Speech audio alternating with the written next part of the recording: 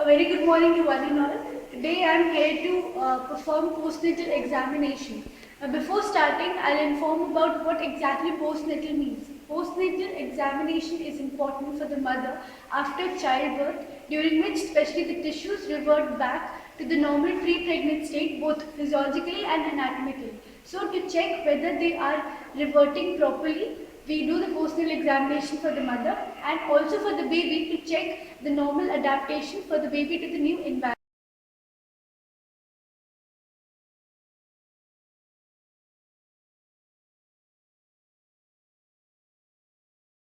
So now to start with the postnatal examination, primarily I'll check for the environment preparation, where for environment preparation, firstly I'll check the screening for maintaining the privacy of the patient, then the bed linens and the bedside, whether they are clean or not and the patient is comfortable or not.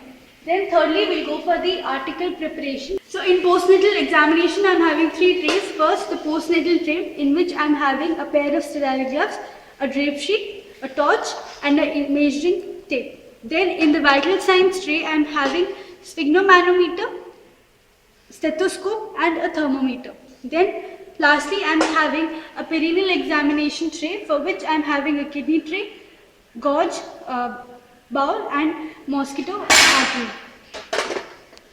Also, we should have a stereometer for checking the height of the patient and the weighing machine for checking the weight. After doing the environment preparation, next we'll go to the patient preparation. In the patient preparation, we will start with the self-introduction. Good morning, myself Shikha Kaushik. I am here to do your postnatal examination.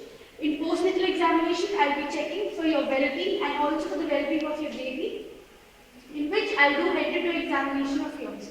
Then after doing the self-introduction, I'll go for patient environment, whether the patient is feeling comfortable or not. After doing the patient preparation, lastly I'll go for self-preparation, wherein I'll be rechecking all the preparations that I have done priorly, and also then after doing preparations, I'll go for hand washing.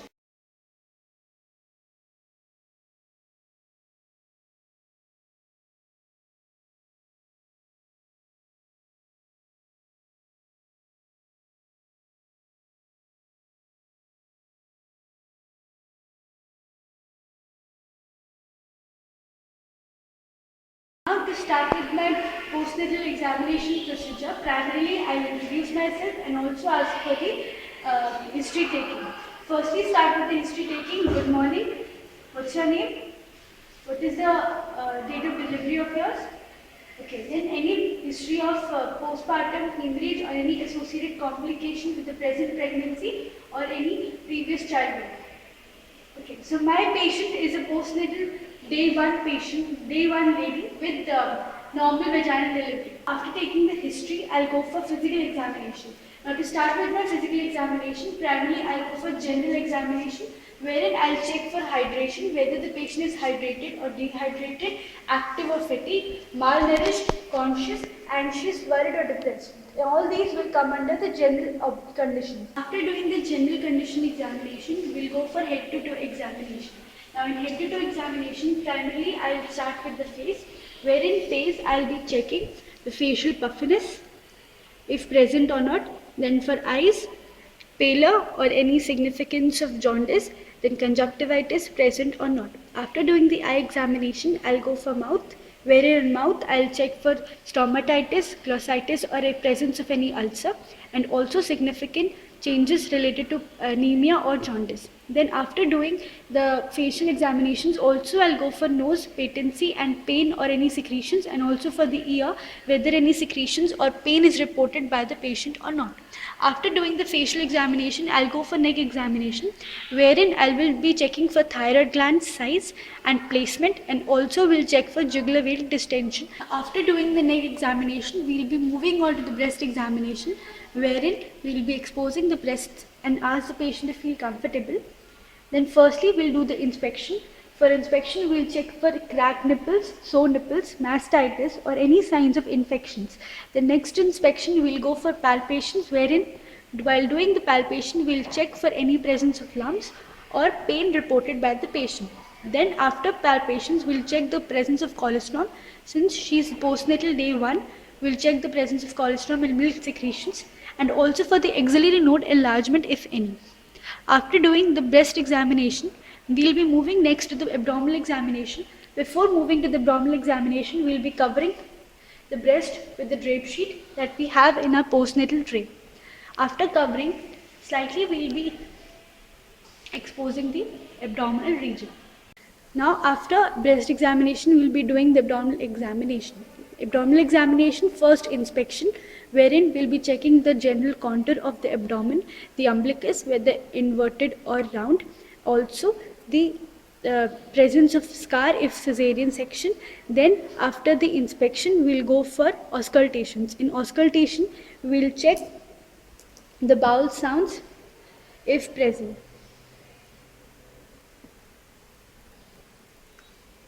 Since she is postnatal day 1, bowel sounds or the peristaltic movements are not audible. Now after doing the auscultation, we'll now finally go for palpation, which is the most important section for abdominal examination.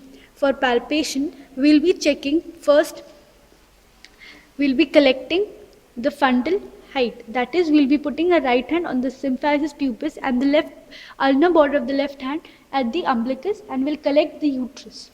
After collecting the uterus, we'll check for, hold the this uterus with the right hand, and we'll check for the consistency, whether boggy, hard or soft. Now for my patient, it is firm, hard. That is a good sign for involution. Now after doing the checking the consistency, we'll go for height. That is, we'll place the left ulnar border and we'll place the inch tape that is there in our postnatal tray. Then after putting, we'll put hair and at the symphysis pubis height. It is coming 13 centimeter. So postnatal, in the postnatal, fundal height after delivery reduces to 13 centimeter and remains for 24 hours, and after that decreases by 1.25 centimeters, and by the end of 2 weeks, finally it becomes the pelvic organ. Now after checking for the involution of the uterus, we'll also check the abdominal girth, which also signifies the involution of uterus.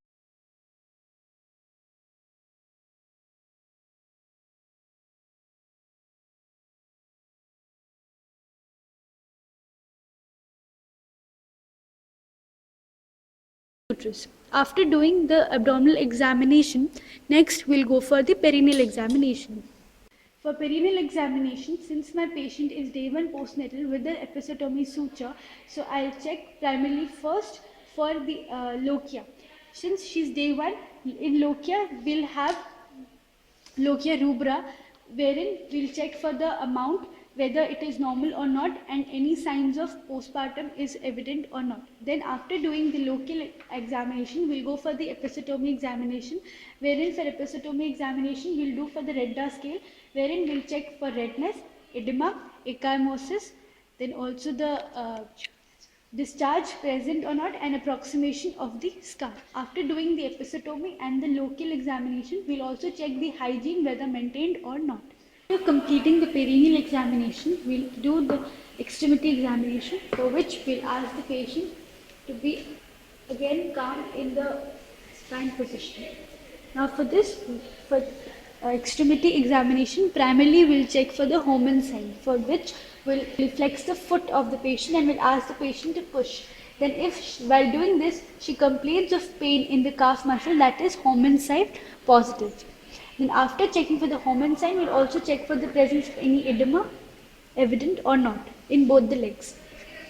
After doing the extremity examination, our postnatal procedure is completed, wherein we have done the head-to-toe examination.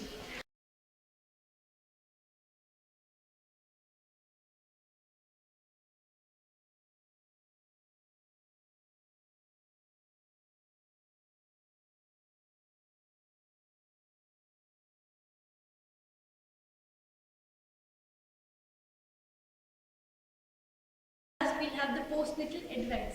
Now I'll advise the patient, that is the postnatal health education, to start with, have adequate rest and ambulation, So ambulation will resume your daily activities and will help in the involution of your tissues and organs. Then to resume the duties at home or employment within 6 to 8 weeks after the sound health is ensured.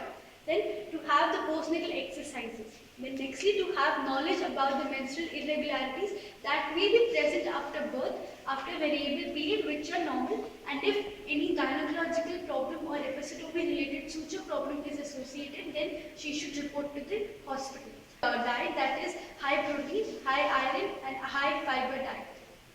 Then you should also avoid sexual activities for at least 6 weeks during the postnatal period.